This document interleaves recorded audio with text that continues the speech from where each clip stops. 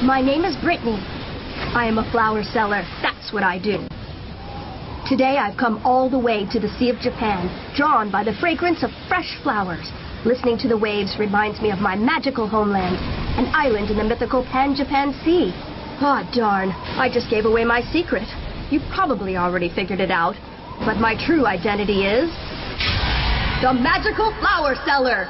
The secret has been revealed as a gift in honor of our 17th episode. 17 episodes, can you believe it? That's more than... and...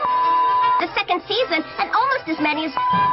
That's a pretty good run if I... Don't say that, mistress! The audience will think we're quitting on them. Besides, what's so special about episode 17 anyway? Don't insult 17! It's my number! Don't you remember it's when the guys start chasing and when meets his neighbors and when the starts to figure out who beat... That's enough, mistress! We hope you enjoy this episode as much as all the others! A butler is one who serves. A butler is one who dedicates himself to his master or mistress. A loyal guardian and confidant who supports them through thick and thin and everything in between. And so we present to you this thrilling tale, a story about combat, about battle, about a boy who must fight the forces of evil and risk his life for a girl. Should we say what happens to... That's not till episode 37. The big surprise in this episode is...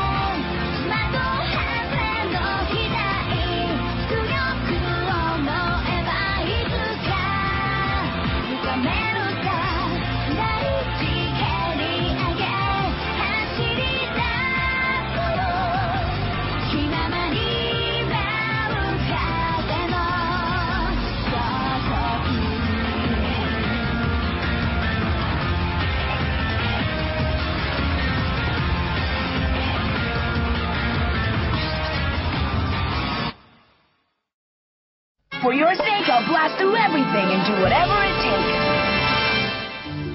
One day, the little billionaire learned that there are things in this world that can't be bought with money alone.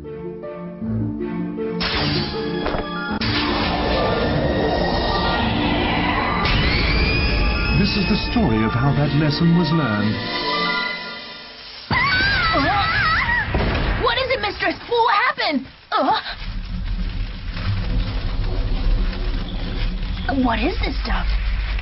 A manga magazine? Apparently I don't have enough life experience. Huh? The reason I can never make anything out of the manga I draw is because I don't have enough life experience. What do you think? Isn't it great? It's my masterpiece, the best thing I've ever done. Isn't it outrageous that it didn't make it into the top 10? Well, sometimes the world can be a pretty unfair place, and... You're darn right it can be! It's a work of art. It's genius. Anybody can see that. Yes, well, I feel robbed and cheated on your behalf, mistress. Oh, it's all because of the stupid lame idiots on the selection committee. They have the imagination of a dead dog and the vision of a blind seagull. To draw a truly interesting manga, one must have led a long and interesting life. How is pointless dismissive not advice like that supposed to encourage me? I'm with you on this, mistress. I am. Alam mo, parang sakit ng minagi yung ganung ugali, kaya pagpasensyahan mo na lang siya. Huh? Gumagawa siya ng manga buwan-buwan, tapos pinapadala niya yun. Kaya naman pala. Bakit natahimik ka bigla? Wala naman. Naisip ko lang kasi na kaya pala ni Lady Nagin na maging matyaga at masipag lalo na kung gusto niya yung mga bagay na pinagkakabala niya. Oo, pero mukhang malabo pa ang pag-asa niyang napili. Oo. Nalulungkot naman ako para sa kanya. Hindi ka dapat malungkot. Magandang pagkakataon to para matutunan niya na may mga bagay sa buhay natin na hindi nabibili o nakukuha sa pera. Totoo, hindi ganun ka makabuluhan ang buhay ko kumpara sa iba. Konti lang ang kaibigan ko, lagi akong absent sa school at ayoko ng sports. At kapag nasa bahay naman ako, lagi lang ako nakakulong sa kwarto ko, hindi ako tumutulong sa kanila. Ang tawag dyan ay walang silbing nilalang. Kaya ako ganito dahil pinanganak ako sa mayamang pamilya. Kailanman hindi ko naranasan kung paano maging mahirap gaya ni Mero at Maro ko. Hindi ko rin naranasan na mahulog mula sa pinakatuktok ng kaligayahan gaya ni Sir. Yun ang dahilan kaya hindi ako makagawa ng isang magandang storya na iibigin ng maraming tao. Oo nga pala, may kilala ko na nakaranas ng lahat ng yun. Baka sakaling matulungan niya ako. Ano? Gusto mo malaman kung anong ginagawa ko nung 13 years old ako? Oo, gusto ko malaman kung gaano kalaki ang pagkakaiba ng buhay natin pagdating sa mga experience natin. Teka nga, sandali. Ano nga bang ginagawa ko nung 13 years old ako? Ano nga ba? Alam ko na. Nagkatrabaho ko bilang sandaichi. Ha? Daichi. Ito ang tawag sa taong inatasang maging bodyguard sa isang madyungan. Kinakailangang marunong siyang makitungo sa mga mababait na customer habang kunwaring nakikipaglaro sa kanila. Delikado ang trabaho nito kaya bawal dito ang lampa. Delikado ba talaga ang trabaho yun? Hindi naman siya delikado. Ang galing ko nga lalo na pagdating sa pandaraya. Mukhang malaki ng pagkakaiba namin sa experience. Pero Lady Nagi, kung ako ang tatanungin, tingin ko marami ka na rin experience. Biruin mo naging high school ka nung 13 years old ka pa lang. Nakatira ka sa ganitong klaseng mansyon araw-araw. Alam mo, hindi lahat ng tao nakakaranas sa ganitong klaseng buhay. Talaga? Siya nga pala, ano pong ginawa mo ng 13 ka? Ano pa nga ba? Alam ko na. Madalas din ako manalo nun kasi lagi napipili yung manga na sinasubmit ko. Mukhang yung kakulangan ko nga sa experience ng pagkakaiba sa buhay namin. Lady Nagi. Pues gagawin ko yung mga hindi ko ginawa noon para makakuha ko ng experience points. Gagawin mo yung mga hindi mo ginagawa para sa experience points? Maganda nga yan, Lady Nagi. Mabuti pag gamitin natin ang pagkakataong to para lumabas dito sa mansyon at gumawa ng mga bagay na hindi mo nagagawa. Ayoko nga! Yung mga bagay sa labas ng mansyon ay parang time lang kung magbigay ng experience points. Ang hinahanap ko ay gaya ng Lost series kung magpaula ng experience. Kaya yung bagay na hindi ko nagagawa na gusto kong gawin ay tulungan si Maria sa mga gawain niya! Ano? Gusto mo akong tulungan maglinis? Oo, gagawin kong kapaki-pakinabang ang sarili ko. Sabihin mo lang kung anong gagawin ko. Ay, ate! Kaya natin siya, Miss Maria. Minsan nga siya ganahan maglinis Mabuti pa, simulan ko na. Kaya ko naman siguro to. Gagayahin ko lang yung ginagawa ni Maria. Ay, sandali lang, Nagi. Ito na!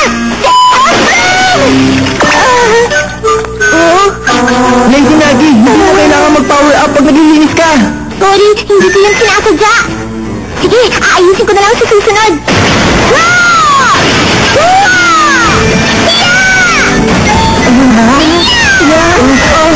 Lady Nagi, sandali. Itigil mo yan. Hayate, may mga bagay talaga na hindi basta-basta matututunan. Gaya na ano? Gaya ng Ang mahal naman ng experience na to. Well, anyway, I've pretty much mastered that task. Okay, let's move on. Well, wait for me, mistress. Okay, now I'm going to be a master of shopping. A master of shopping? But you can't do everything on you know? You actually have to get out there into the world. Of course I know that. I meant I'm going out to go grocery shopping.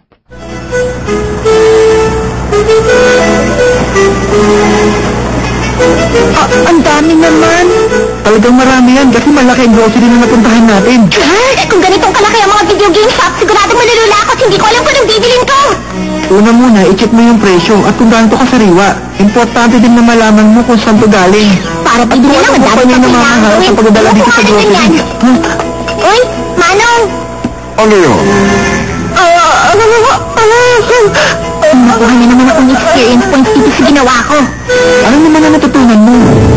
Kapag nag-grocery ka, pwedeng magsara yung grocery. Yun ay kung binili mo lahat. Okay, tapos na ako dyan. Maglilinis na ako ng shed. Ano? Hindi mo matapos? Wow, mukhang antik na ang gamit na nakatago sa kwartong to. Malamang patapon na rin ang karamihan sa mga gamit na nandito.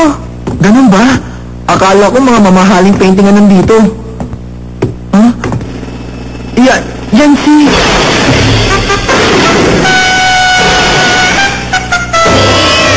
Tama ako Basura na nga ang karamihan sa mga painting na nakatago dito sa shed. Oo nga. Sino man dyan? Ang estatwa ng dating kanya, Rodin. dyan? Paano nakapasok dito? Total na itanong mo na rin. Dito ako pupunta para mag-relax. Kapag wala akong screen time, dito ako nagpupunta para aliwin ang sarili ko ng sili. Para naman hindi ako mapagod. Kaya pala kung minsan ang hirap mong hanapin.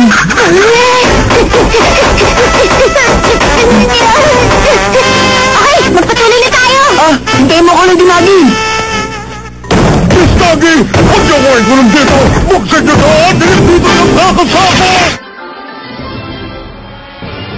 猫が寝転んだ。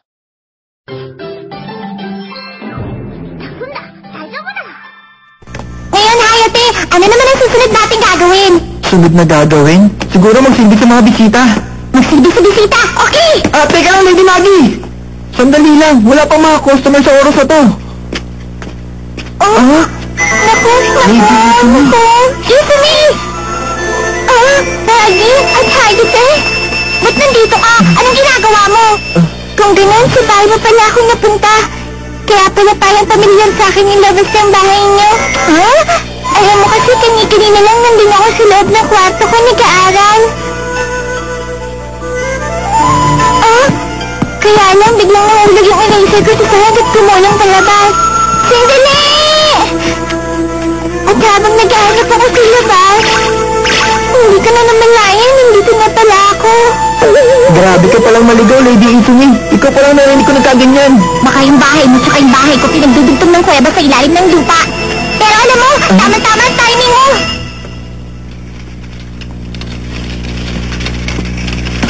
Mag-relax ka lang dyan dahil bibigyan kita ng VIP service. Kaya niya na mag-isa?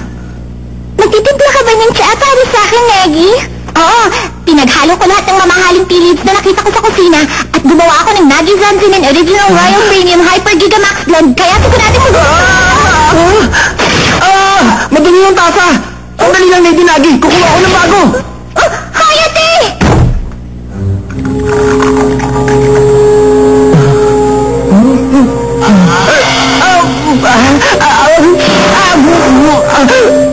Pinaghalo niya yung Dow Jelly, Blue Mountain at Gen Mighty. At parang may nalalataan pa akong konting baby stuff namin. Hindi ako maaari maghanda ng oh my corn sa alagayan nito.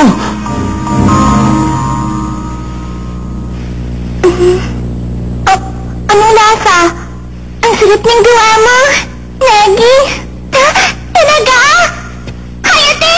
Mukhang may talent ako pagdating sa pagsisilbi sa mga bisita. Masaya ako para sa'yo, Lady Nagi. Okay! Magsisilbi pa ako sa mas maraming tao para makakuha ng maraming experience!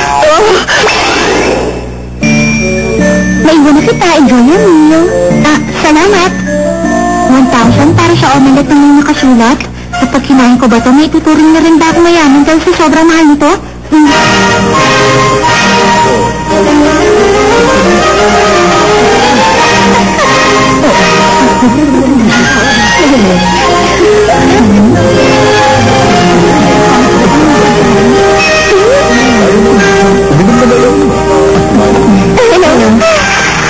Maraming salamat sa pagpunta niyo dito, Nagi.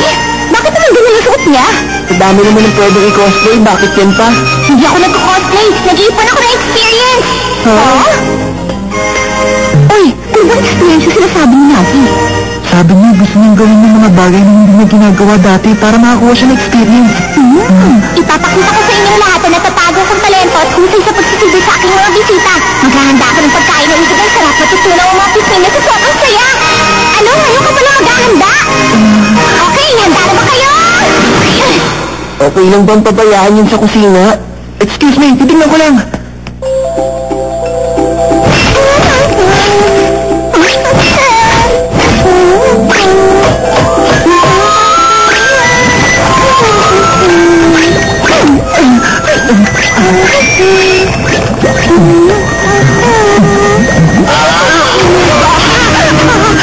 Ang sama ng lasa. Siguradong hindi ito magugustuhan ng mga bisita niya. Baka masaktan na si Lady Nagi. Hindi ko yung mapapayagan. Ang sarap ito. Ang sarap ng luto niya. Oo, masarap nga luto niya. Pinagsamang heavy at light seasoning. Tamang-tamang timpla, napakasarap. Nalalasahan ko ang spring sa mga sahod.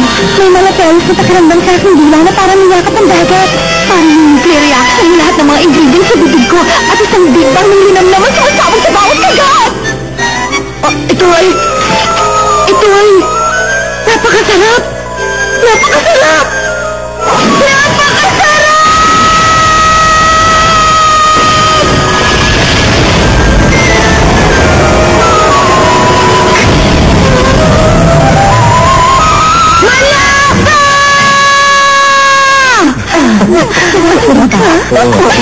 Napakasarap! Ay, isa pa! Bigyan niyo ako! Gusto ko pa!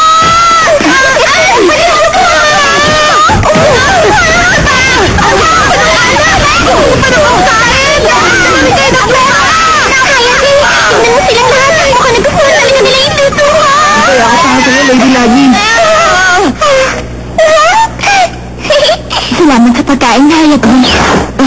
Ito ay nagluto ng mga handa sa mga bisita, hindi ba? Tama na ang hula ko. Pero halata naman kasi eh. Huwag na huwag mong sasabihin kay Lady Naki. Huwag kang mag-alala. Alam ko mahirap ang trabaho mo. At ginagawa mo lang to dahil ayaw mo mapahiya yung master mo. Lagi, ang sarap ng luto ha! Maganda rin yung presentation ng pagkain. Talaga? Buti na lang nagpunta ako dito. Oo nga, napakasarap. Ang sarap ng luto mo. Magaling ni Lagi. Ang sarap ng luto mo. Galing mo talaga.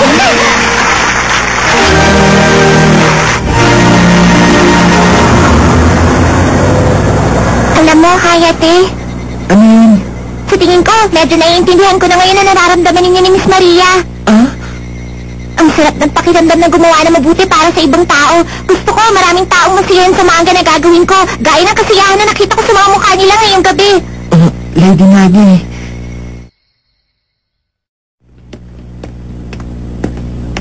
Kahit makulit si Lady Nagi, inosente pa rin siya.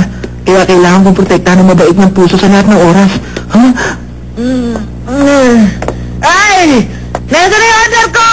Pagkakay niyo ako din ang lahat mo, kakatingin kayo sa akin! Ay! Ang amoy na yun! Yes! Makakakain na rin ako! Pinagtatago-tago ko pa naman yan!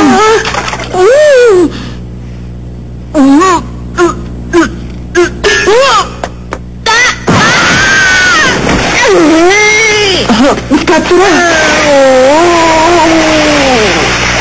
Miss Katsura, pakiusap! Bumalik mo kayo! Hayate! Lady Nagi!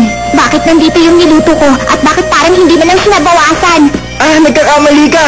Hindi yan yung luto mo! Inubusan ng mga bisita yung niluto mo kanina pa dun sa party! Kanin baboy lang yung nasa kalderong yun!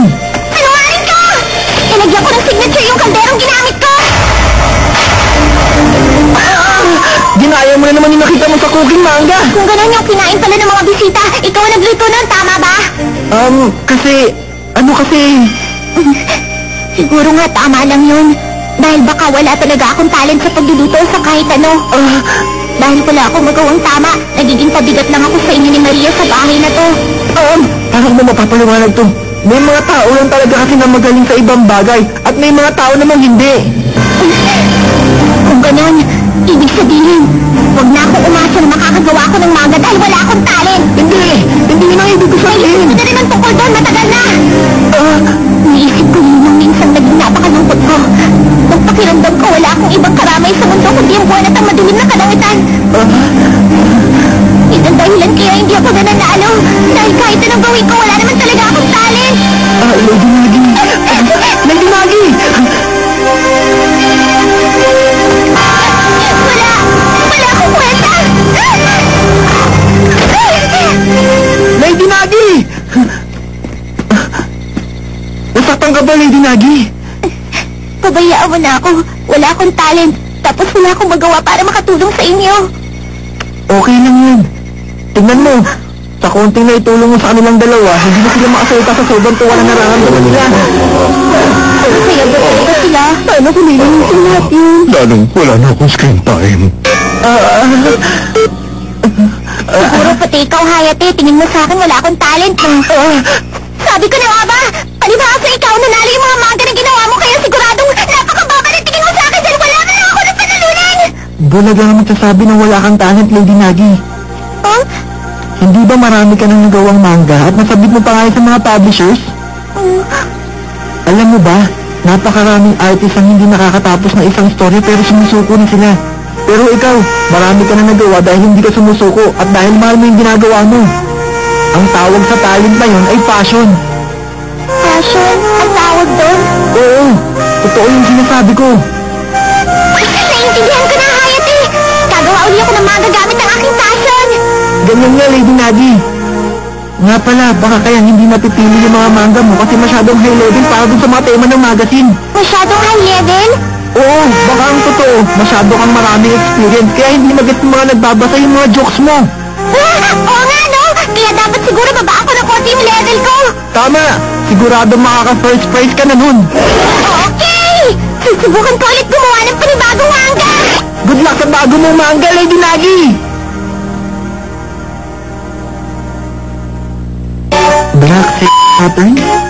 Yun ang trump card para sa pagligtas mo sa 8-dimensional Earth. Ang matitira na lang ay mapanalo mo yung music competition. Yung sandatan na kailangan para maabot mo yung fourth space dot ay kaparating mo sa action. Ang taas pa rin ng level, hindi ko maintindihan. Sigurado mapapasakin ang rookie prize na yun! Oo. At patuloy pa rin ang experience at paghihirap ng ating butler na paunsa-unsa. Sa susunod na episode, maghaharap ang dragon at ang hamster. Oops, pero dahil sa problema sa schedule, mukhang papalitan na lang ito. Swimsuit episode? Hindi ko na mahinda yung susunod na chapter. Hindi mo tamitin na. Wala na rin sakit ng likod ko.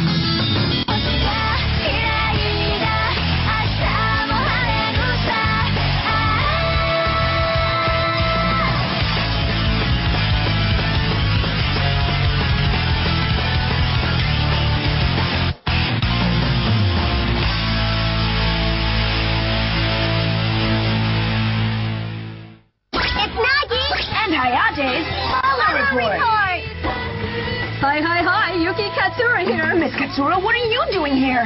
Well, you know, I'm a little more mature than Hinagiku, so I figured people would be impressed by that at least. Who gave you that idea? Besides, I have my own fan base, and those people want to see more of me. I'm referring specifically to those over the age of 20. I think we should be talking about something else, don't you? Come on, Hayate. Older guys are going to buy the DVD. Calm down, Hayate. Shut up, sis! Oh yeah, guess what? Coming up next is the summer swimsuit episode, and we've all been waiting for that. And we're heading to beautiful tropical Hakuo Island. Hubba, hubba, hubba. Welcome to Hakuo Island. I'm the newly appointed butler and general manager of this island, Schmidt Handbag. And I'll be helping create some unforgettable summer memories for you. Next on Hayate the Combat Butler, the trump card is a swimsuit. Oh, I got to see more this time. Mistress, I'm not feeling so good.